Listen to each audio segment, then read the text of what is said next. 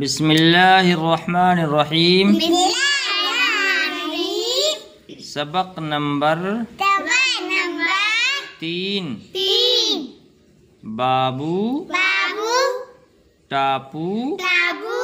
چاقو قابو لیمو گیرو بولو سوچو رکھو سیکھو لکھو بیٹھو بھائی تھالی خالی باری باسی پانی ساتھی ہاتھی شادی راضی بھاری جھاڑی گاڑی قاضی بالی روٹی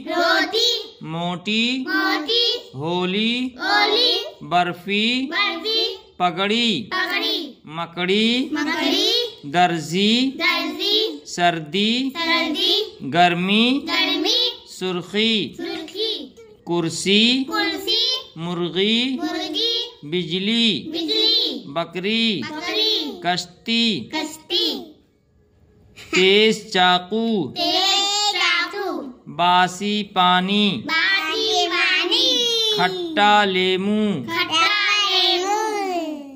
برفی تولو قاضی کی پگڑی بجلی چمکی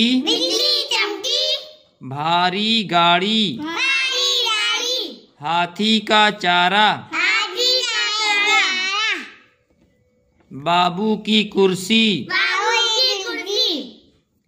موتی کی تھالی بھائی راضی ہو گیا کشتی میں جلدی بیٹھو